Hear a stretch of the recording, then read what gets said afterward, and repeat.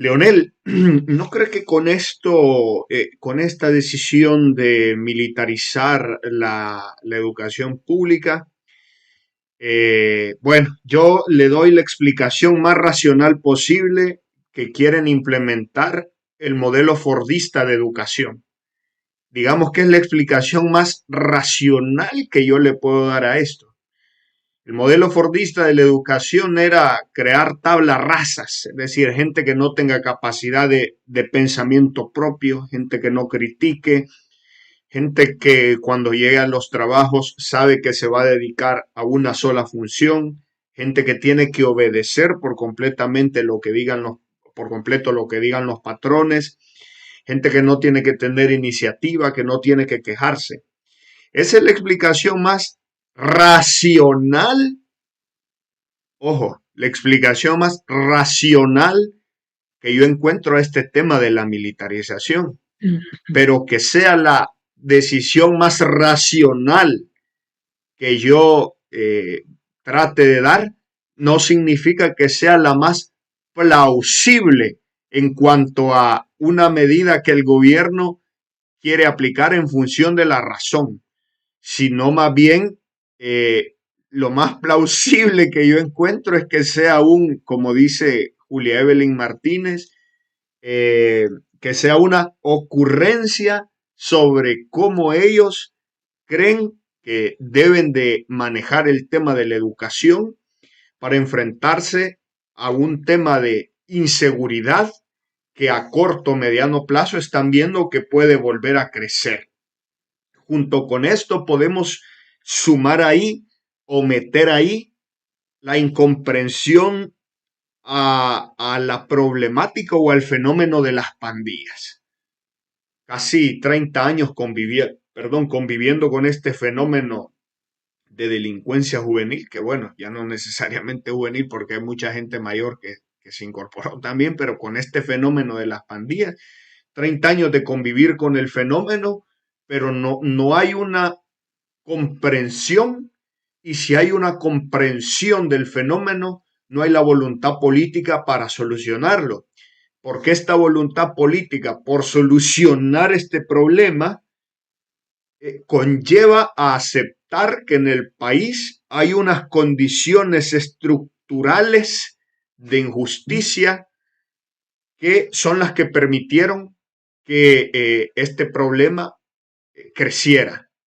Junto con ello, junto con este crecimiento de las estructuras delincuenciales en el país, encontramos que en ese momento se implementó el neoliberalismo, que significó un alejamiento total del Estado y en ese sentido de políticas públicas para poder paliar, digamos, esta problemática, y se encontró otras situaciones, pero yo junto con esto veo una intención, por lo menos es la más plausible, no necesariamente la más racional, de querer contener el fenómeno de la delincuencia, que a corto y a mediano plazo están viendo que va a volver a crecer.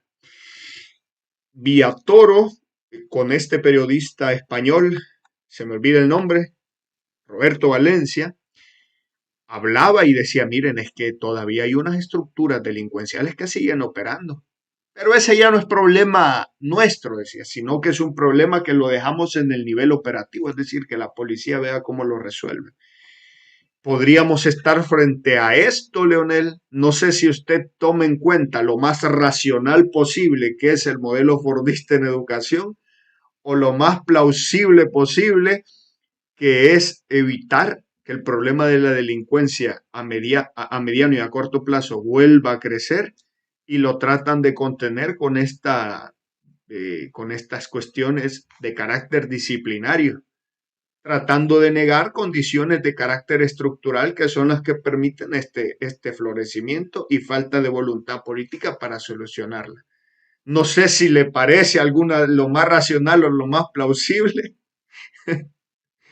Mira, yo creo que los dos argumentos, el racional y el plausible, tienen sentido. O sea, en lo racional, yo creo que ciertamente en su proyecto de largo plazo de permanencia en el poder, a este régimen le interesa que las nuevas generaciones de ciudadanos no sean personas libres, críticas, pensantes, racionales, sino que sean unos sujetos, ¿verdad? Obedientes, disciplinados, que acepten sin más el status quo. Entonces, digamos, en ese sentido, yo creo que ellos están pensando en eso, ¿verdad? Ellos pensarán que los viejos, los mayores críticos van a ir desapareciendo, ¿verdad? Y que las nuevas generaciones ya van a ir con este chip, ¿verdad? Que ellos les quieren poner, ¿verdad? Ahora, en el término plausible, mira, dos cosas. Yo creo que ciertamente el que ahora quieran decir que las pandillas surgieron por falta de disciplina en las escuelas, me parece que es una distorsión del fenómeno, ¿verdad? Porque claramente las pandillas surgen, ¿verdad? Bueno, los primeros pandilleros son deportados de Estados Unidos y luego llegan las pandillas y surgen en las comunidades marginales, en las comunidades pobres, ¿verdad? Y crecen en el semillero de la pobreza, de la falta de oportunidades y del abandono de la niñez. Allí es donde surgen y crecen las pandillas, ¿verdad? Y no en las escuelas por falta de disciplina. Yo creo que hay que decirlo así claramente. Ahora, el hecho de que también eh, quieran evitar el surgimiento de las pandillas a fuerza de orden, disciplina y de represión, eso también habla mal del abordaje que este gobierno ha hecho del problema de la seguridad. Es decir, que únicamente se han centrado en la estrategia represiva, ¿verdad? Pero no han abordado los otros ámbitos que tiene una política de seguridad, que son la prevención, ¿verdad? De la violencia, que son la rehabilitación y la reinserción. Se supone que para eso es el sistema penitenciario, pero en el sistema penitenciario lo que está pasando es que se está muriendo la gente por las condiciones precarias que hay ahí. Y luego el componente de la atención a las víctimas de la violencia. Esas cuatro cosas tienen una política de seguridad: represión y persecución del delito, prevención de la violencia, rehabilitación y reinserción y atención a las víctimas. Además, requiere del abordaje de las causas estructurales de la violencia, que como bien decís, están relacionadas a las condiciones sociales y económicas, ¿verdad? Es decir, a la desigualdad, a la exclusión, a la pobreza, a la marginación, a la falta de oportunidades. Entonces, mientras este gobierno no ataque esa raíz del problema, ciertamente el peligro de que las pandillas resurjan estar. Si es que en ese sentido yo creo que tienen razón en la paranoia de que las pandillas pueden resurgir. Claro, como ellos saben que no han resuelto los problemas estructurales de la violencia, que las condiciones de desigualdad y de exclusión que permiten que las pandillas surjan, no solo no las han resuelto, sino que las han agravado, ¿verdad? Entonces, claro, tienen la paranoia de que las pandillas pueden surgir y entonces, y lo único que con lo que ellos tratan de evitar eso es con la fuerza, con la represión y con llevar la mano dura a las escuelas, ¿verdad? Para usar el término que yo te proponía para el análisis, ¿verdad? Entonces, por eso es que es bien peligroso que esta situación de seguridad no sea duradera, que no sea sostenible en la medida en que las pandillas, ¿verdad? No surgen por la represión, pero por el clima de temor que hay, ¿verdad? Pero no porque los problemas que permitieron el crecimiento de las pandillas se hayan resuelto. Yo creo que ahí, y en este sentido, yo comparto con algunos que han dicho que justo esta mejora en la situación de seguridad debió ser para que el Estado le metiera una gran apuesta a mejorar las condiciones económicas y sociales de las comunidades. Es decir, antes no se podía hacer por las pandillas. Vos tenías que controlar, que contener primero el problema de la violencia, ¿verdad? Para luego poder entrar a las comunidades con salud, con educación, con trabajo, ¿verdad?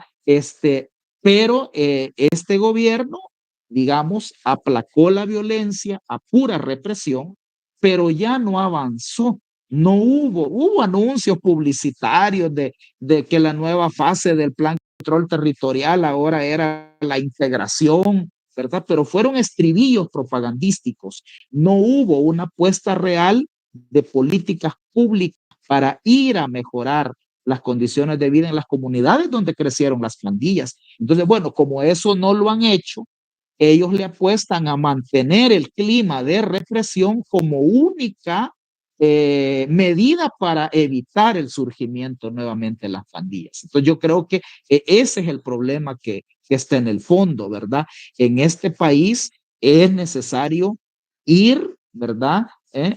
Ya entró la policía a las comunidades a sacar a los pandilleros, ahora debería entrar el Estado con salud, debería entrar con educación, con atención a la niñez, con oportunidades de empleo, con proyectos de desarrollo comunitario. Con eso es lo que ahora debería el Estado responder, pero como no lo hace, su única apuesta va a seguir siendo la represión, el miedo, y por eso entra este componente de militar, de disciplina, de control a las escuelas, y yo creo que es bueno, si debe haber disciplina, ¿verdad? Y debe haber control. El problema es que este enfoque represivo y mano durista prioriza eso por encima del aprendizaje, por encima de la creatividad, por encima del desarrollo integral. Entonces, lo que vamos a tener formados no son estudiantes inteligentes, críticos, propositivos, sino que van a ser jóvenes disciplinados, ordenados, ¿verdad? Y sin un sentido crítico, ¿verdad? Porque eso es lo que le conviene a este régimen en su estrategia de permanecer en el poder durante mucho tiempo, ¿verdad? Es decir, lo peor que pudiera hacer este gobierno eh, para lograr sus objetivos en el largo plazo es formar ciudadanos críticos, ¿verdad? A ningún régimen autoritario, y menos uno que se quiera permanecer en el poder, le conviene formar a ciudadanos críticos. Claro. Pasa, Leonel, de que todo eso que usted está proponiendo pasa por una gran inversión social. Un Estado extremadamente endeudado con El Salvador y que la mayoría de sus ingresos depende de la recaudación del IVA, de recaudaciones especiales y de la renta, tendría que llegar a un gran pacto de carácter fiscal con los grupos Pues sí, históricamente pasa, tradicionales, cosa que pasa no va a por hacer. hacer la reforma tributaria progresiva, pasa por hacer la reforma fiscal progresiva, donde paguen más los que tienen más. Y esa reforma no hace este régimen, a pesar de que tiene toda la correlación para hacerlo, ¿verdad? Lo que han hecho es profundizar el esquema regresivo. En este pacto que yo le comentaba que tiene con los oligarcas, no los afecto para que ustedes me dejen pasar a la misma mesa donde están ustedes. Eso hace que no hagan la reforma fiscal progresiva, ¿verdad? Entonces, en vez de hacer la reforma fiscal progresiva, siguen endeudando este país, ¿verdad? Y ya tienen al tope el endeudamiento, ¿verdad? Cerca del 90% del Producto Interno Bruto. 33.000 millones de dólares es la deuda que lleva ya el régimen de Bukele 6 años. A esto usted le suma el quiebre del sistema de pensiones. Ya el Fondo Monetario Internacional y algunas calificadoras ya dijeron que el dinero para pagarle a los pensionados y el dinero de los cotizantes el 30% del fondo de pensiones, el 80%, ¿verdad? Entonces, y luego, en lugar de incrementar el presupuesto de educación, ¿verdad? Lo disminuyen, en lugar de incrementar el de salud, lo disminuyen, en lugar de incrementar el de saneamiento, lo disminuyen, ¿verdad? Y donde suben es en propaganda, en militares, ¿verdad? En lobistas, en eventos internacionales. Esas son las prioridades de este gobierno, Claro. y no atender las condiciones económicas y sociales de la mayoría de la gente.